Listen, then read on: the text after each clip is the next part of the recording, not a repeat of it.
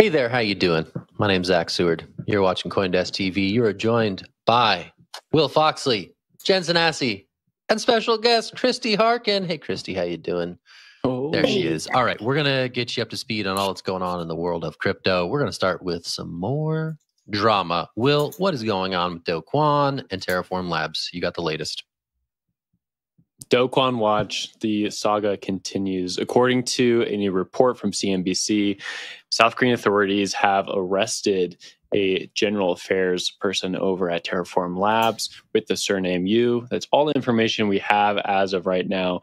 They can only arrest a person for 48 hours before releasing them unless they get a warrant. So I think they are in the process of getting that warrant. Of course, the note for Do Kwon continues, including Interpol looking for him and a few other executives at Terraform Labs. This is the first arrest that we've seen from the fallout of LFG, Luna, and Terra back in May. So pretty significant step up for South Korean prosecutors who are again looking to collect Do Kwon and executives at Terraform Labs related to the collapse of Terra Luna. Zach, I'm going to throw this one over to you, get your take on it. Yeah, man.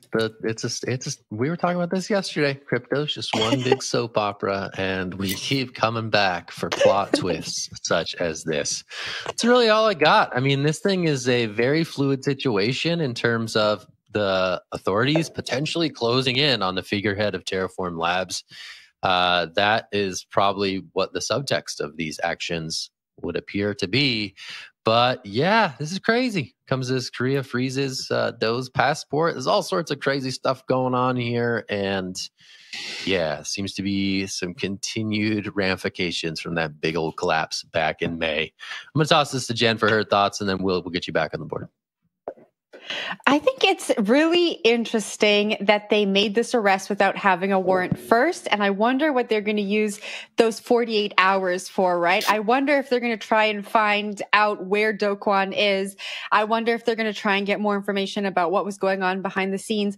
And I wonder if we're going to see more executives get arrested. When I read this story, I thought about that viral TikTok sound. You know, the pressure is getting worse for the executives that were entangled with Do Kwon. And so it will be interesting to see if they're able to get any information or a warrant within the 48 hours, because there must be a reason why they weren't able to get that warrant before the arrest. I don't know, Will, what do you think? Yeah, I think you're right. They're probably trying to get more information out of this. To me, my thought immediately went to look at all these other crypto projects that are not as big or notable as Terra Luna, right? Terra Luna is just notable because so many people aped into it and so many people lost money so quickly because that stablecoin project fell apart in a spectacular fashion. But general affairs person, like maybe an executive, maybe not, but it has to put a lot of crypto people on watch. The fact that governments are willing to go after anybody who's inside an organization, inside a crypto firm, willing to put them in prison or jail for 48 hours and wait to get more information. That certainly to me sort of steers things back into like be very cautious and be very private with your crypto life, because there are considerations, right? These things are not necessarily legal or illegal yet. We're still waiting for a lot of governments to decide what they want these things to be classified as. And so when the rubber hits the road and governments are going after bad projects, it might not matter that you're pretty low level with inside the firm. You might get scooped up anyways and put yourself in the backside of a truck. Christy, I'm going to throw it up to you, get your take on it. I'm just sitting back and watching these projects kind of the chickens all coming home to roost, really, for centralized projects that, give crypto a bad name, because I just feel really sad that this is the face of crypto at the moment, that we're getting all of these bad actors all over, not just our crypto news sites, but mainstream media as well. And that it's just giving everything a bad name. And what I'm really hoping is that people will learn to at least investigate the figures that are part of centralized services and centralized projects, and where those points of failure are and can be, and as opposed to looking into projects that are more generally or better managed. I don't know what else to say about this guy. Like, it kind of just keeps going on and on. Jen? Christy, I saw you tweet the other day about, I think you saw something in the mainstream media that used the Bitcoin logo attached to a story similar to this. I don't think it was this story, but I think that tweet really points towards, the mainstream sees these stories and they think that it's all of crypto all together, including Bitcoin, which has nothing to do with this. And that is really sad. And so I'm happy that you brought that up. Yeah. I think it's a fair point to bring that up, right? Yeah. Go ahead, Christy. No, I mean, I'm just agreeing. I'm just sitting here shrugging and agreeing. So go ahead, Will. Yeah, I think it's a fair point to bring up that Bitcoin and really good projects out there do get blasted because of the poor choices of these other projects. And so that's where you see like the Bitcoin maximalist mantra, even the Ethereum maximalist mantra sort of be rolled out, and for good reason, right? Like if you're related to Terraform Labs or you're related to Terra Luna, you have mud on your face. And the retail investor or the normal person out there sees this and looks at it and is like, oh, you guys are all in the same bucket. Why would I want to invest in you? And I think that's why we still have this cyclicity within crypto, right? Things will always go up very strongly and go down very strongly because everyone thinks they can make money on the way down, up, and on the way down, everyone's like, you guys are all scammers. So until we get away from that, which I don't know if crypto ever will, but until we get away from that, I don't think we'd see these cycles disappear. But we can leave that awful project to aside and move on to another one. Zach, what you got? Oof. Thanks, Will. All right, let's go talk about Celsius Network, crypto lending firm that's also dissolving itself through the bankruptcy process. Now, bankruptcy proceedings, it's a big, old, long line of people looking to get some pennies back on their dollar. And some of those people are favored over other groups of people. And in this story by Ian Allison, we get an update on how Celsius customers are toward the back of that line. And that's sort of a reality of how these proceedings ultimately unfold. But this is happening against the backdrop of CEO Alex Mashinsky and other top executives pulling out something like $42 million from the platform itself before things really hit the fan. So this is another update on Celsius, which is in a bit of dire straits. I'm going to throw this to Christy, actually. Christy, what are your thoughts on the Celsius story? I think it, again, speaks to some of these, centralized parties that exist on top of these open blockchain networks. What are your thoughts? Yeah, second verse, same as the first. We're getting a lot of these stories coming out about things that have, unfortunate leadership, perhaps unfortunate business models in the first place. And shout out to CoinDesk Christine Lee for calling it way early. I think we've known that there's been some odd shenanigans potentially going on at Celsius for a while, and I think that the behavior of the CEO in the last little while has been kind of bringing that to bear. We're seeing, taking money out, rearranging it so that the retail customers are at the back of the queue. I think that, that doesn't give anything a good look on the face of it. And is, again, as in the case of Terra, it's making everybody in crypto look bad. And the thing with Celsius is it does involve more than just their own token. It's a lending platform. It dealt with lots of different tokens and representing, gains in lots of different ways. And, people think that by putting their money into something like that, they're going to be making it big in crypto, and it really dashed a lot of hopes. So that's a big problem, just for media relations. Will? Yeah, I want to compare this against the BlockFi Chapter 11, which we're seeing as well right now. And BlockFi is working with FTX and a few other counterparties to try to figure out who gets what in the event that there's going to be an auction of these assets. We've seen that SBF and FTX have publicly stated over and over again that they want these assets to go back in the hands of the correct people. I think it's a similar case with Voyager Digital, which is also looking at putting these assets back in the hands of people who had them on the platform originally. That's compared to this situation with Celsius, where you have these equity holders also involved. So you have two groups, right? You have the equity holders in Celsius that paid upfront with big checks. They get a slice of whatever revenue Celsius makes in the future through dividends, possibly, and then they also get a chunk of the company in case it goes public. If it doesn't go public, you still have that private valuation. You can sell that on the secondary market to your friends and family if you want, or you can just keep it in your own pocket as an asset on your own books. that's a nice place to be, but it's not a great place to be if you go through Chapter 11. And so their desires for that money is now against all these customers who had assets parked on top of Celsius. If you had a Bitcoin or two parked on top of Celsius, you probably haven't gotten it back yet, and you've probably been waiting for this auction to occur. Well, guess what? There's two claims to that money, right? You want the equity holders to get it, and you also want the customers on the platform to get their money back. But there's not enough money. That's simply what it is, right? Like, you can't have a valuation of $5 billion or whatever it was at some point, and then also have all these assets on the books. Like, the money has to be split somewhere. And that's the unfortunate part of this Chapter 11 bankruptcies, is oftentimes the people who have access to making these decisions and get the assets are the ones with power, and it's not going to be the customers in this case.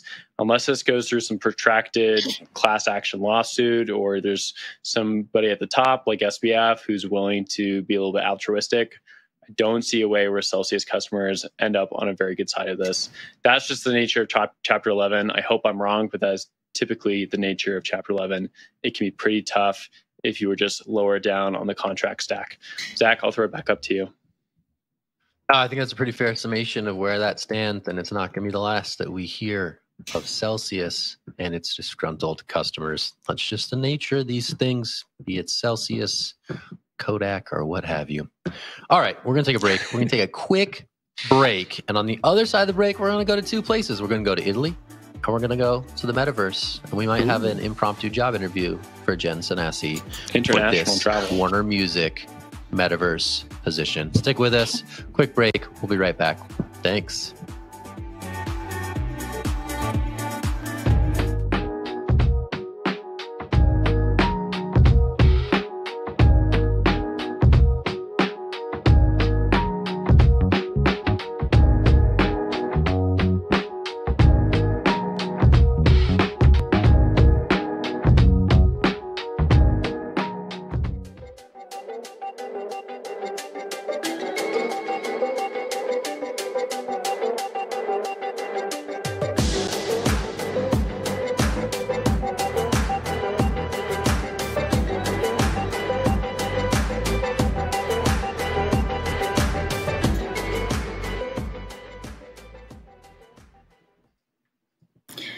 So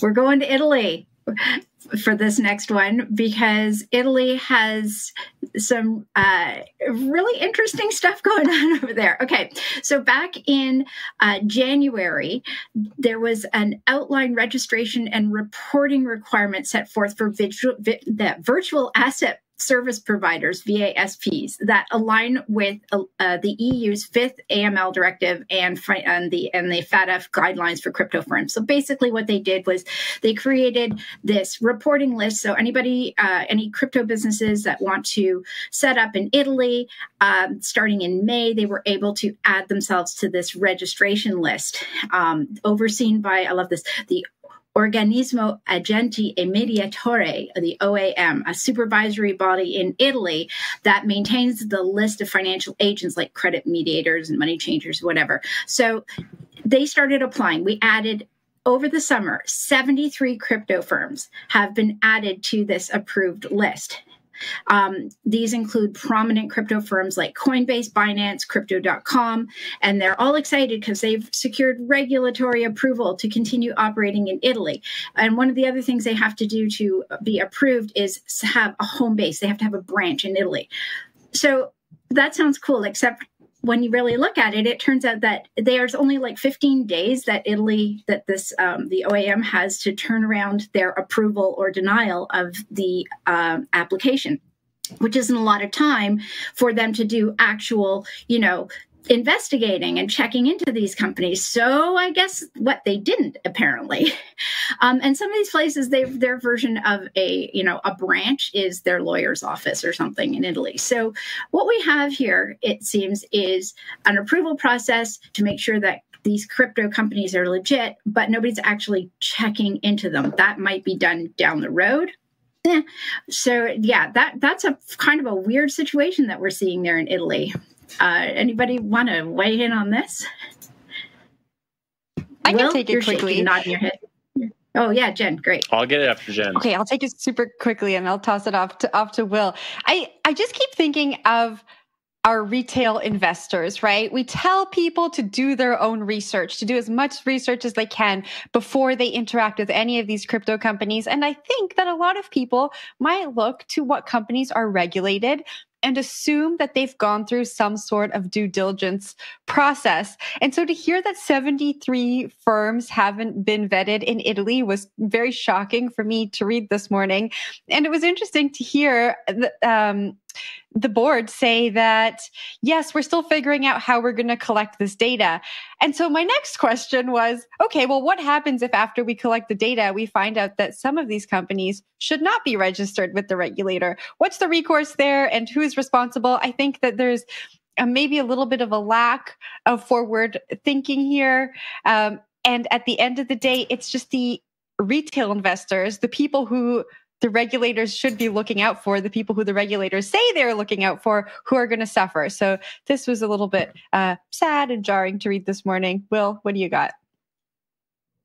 I don't know. I disagree with you. Long live the laissez-faire Mediterranean attitude. I love it. They're not checking anything. They're just letting it exist. They got to scoot then on why have it at all? by, do whatever why you want. Have it at all, Will? I like it. I like it. This is very on brand for Italy. Continue to be on brand, Italy. And let's not forget that everyone else who says they know how to do this on the regulatory stance is full of it. Okay, guess what? New York, 2015 bit license. They pushed that through. It was the worst piece of legislation you could do. Do you want Italy to do that because they don't know how this crypto stuff works? I don't think you do. I think I'd rather just let them scoot on by, let them take their time. They'll figure it out at some point, and then they'll get some good stuff on the books. New York doesn't know how to do it either, right? They haven't known how to do this forever, but they just pushed legislation through. Italy put, hands up. They said, "Oh, we can't figure this out. We'll let you guys slide by. I'm sure you guys are doing okay. We'll figure it out later." One other last point I think that's good to make here. Italy is part of the EU, and the EU is passing all this crypto legislation right now. We talked about yesterday. We don't really know how it's going to stack up together, right? So like Italy might have some legislation on its books, but Italy also subscribes to the EU. So once the EU legislation passes, it might change how Italy does things. It might be best to wait. We don't know how those interact. I'm sure it's going to be a little bit more tough than necessarily we know right now to get through all this regulatory web. Zach, throw it up to you. I'm with Will. Like, at the risk of inflaming pro-Italy Twitter trolls, isn't Italy like known for bureaucratic dysfunction? Like, there's some crazy postal service strikes in Italian history, all sorts of crazy stuff where tons of undelivered mail just dumped, whatever, in the canal, in the dump, no big deal. Look it up. There's some good stuff out there. So I think I'm with Will. This is par for the course. And you know what? It's hard stuff to figure out. That's like, they got to figure it out. Micah may provide some clarity here, but that's not going to be involved. That's not going to be implemented until 2024. So in the meantime, there's going to be sort of this piecemeal approach to regulation, to registration. And at the moment, there's a bit of like arbitrage that companies are playing in terms of whether or not they're going to be restrictive and harsh toward the industry or accepting, embracing, and potentially even a bit laissez-faire, as Will put it. So I don't know. We'll have to check in and see if this has any meaningful ramifications. Yeah. To be fair on this, you got to make sure you understand also that just because you're on the list doesn't mean that you are officially, given a license or there's nothing super official about being on this list. It's the mixed messaging of it that I think is part of the problem. It's like, yes, they're on this approved list, but what does approved mean? And what kind of, what does it take? Apart from filling out an application? Not much. So it does send mixed messages to people who are, as you say, Jen, doing their own research. And I think either one way or the other, whether you think it's hilarious, unnecessary, or whatever, the point is people who really do want to figure things out, they're going to have a hard time knowing whether or not a particular company is on the up and up. And of course, then you've got companies like, say, Coinbase or Crypto.com who are out there going, hey, look, we're okay by Italy, without actually saying what okay means. So when everyone's okay by Italy, apparently. I'm okay with that. Let's all move to Italy. We can do the hash there. Why I do would love things that. in We San could Francisco, register, New York, Portugal, regulate, do all kinds of things. Italy. Yeah. I got family. I'm here for it. All right, let's change gears. Let's go to the metaverse terminal of the international airport. Jen, swift us away, please. Well, before I swift us away to the Metaverse terminal, I think we need to take a look at our new Metaverse Minute graphic. So let's see what our control room has been working on. Look at that. I'm digging it. Ride of the Valkyries. That's straight talent. All right. We are going to the metaverse with Warner Music Group. So they're continuing their foray into Web3 with a new metaverse job posting. So they're looking for someone to lead their metaverse strategy, including music entertainment experiences in metaverse and gaming. So Warner has been one of the labels that have really kind of embraced Web3. They recently launched a partnership with OpenSea where some of their artists would have to create an OpenSea account so that they could, create NFTs for their fans. I think they're still in the initial phase of that partnership, but they've been doing a lot. Zach, I know you have a job interview coming up, so I'm passing it to Will first. We're just going to save that for the end. Wow. Yeah, no. Will put his hand up. Rugged so hard. Okay, Terrible. I'm going to go very quickly because I actually do want to say this. Jen, you keep fishing out these metaverse stories, so I had to think deeply about this during our time, during our 23.5-hour break. I thought deeply about what these corporations getting to the metaverse is like. And you guys remember back in the day, Blockbuster, you'd go in there and they had the 3D glasses that you could buy with a DVD, and you could watch a movie on 3D or in 3D at home with like the purple light glasses, whatever you throw them on. That's exactly what this is. It's all a bunch of corporate, I can't say that word on the show, but it's a bunch of corporate crap that does not make sense at all. It's just like this way of getting more money from people, and they keep throwing this metaverse stuff together. Warner getting into this, I'm sorry. They have a lot of money, so they're going to hire people and get a headline. That's how I view it. Okay, Zach, give it to you. Well, I feel like you have a personal vendetta against me today. It doesn't make sense now, but if we can just, entertain everyone and look towards the future, I think it does. All right, here we go. Job interview time, Jen. All right, this was posted yesterday, and you are going up against 175 applicants via LinkedIn. Oh, no. If you were in charge of this division at Warner Music, how would you do it? How do you bring Warner Music Group to the metaverse in the most interesting way possible? Okay, I think we start at physical concerts, right? I don't think we try and get people who are to the metaverse or into NFTs. That's not where the audience is. I think we start at the conference and we have physical metaverse experiences. So people get to the Taylor Swift concert, they're getting their drink, they can step up to this experiential unit, throw on a pair of VR goggles, and maybe they're in Taylor Swift's home. They get to interact with her cats. It's a super fun time. From there, they get an NFT, I think, that they can take away and be a part of the exclusive club that attends Taylor Swift concerts. And we hold their hands into the different milestones of fully adopting the metaverse. And it also gives us time to build out those experiences. How's that? Wow, well answered. Well answered. We will take you under consideration and advisement. That is definitely something. That is something. I mean, there's not a lot of people in the metaverse right now. I think to date, the casino in Decentraland is still probably the most poppin' spot in the metaverse. So I like your approach. People. A few thousand, just hanging out 30,000, 50,000, maybe. Hey, we'll see what ultimately is the killer app of the metaverse on any given day. Concerts or hanging out with Taylor Swift. Yeah. All right, Christy, I'm tossing it to you. I'm gonna go compile my HR notes from that interview. I think that Warner Brothers is basically just front running their artists in a way, because I think that the artists are already thinking about being there.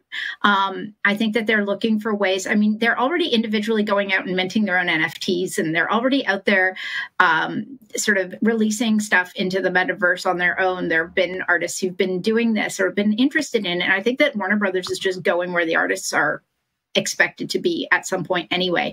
And by sort of securing their own little piece of that universe, they are giving their artists a place to go and to stay with them, as opposed to, say, branching off and doing it all on their own. And it keeps the money in their own little pot. That's kind of how I'm looking at it. Maybe that's a cynical view, but I think it's a good business strategy if they just if they're setting up their presence there and kind of controlling the strategy in a brand centered way. I think it makes sense for them. Will, agree or disagree with me on that?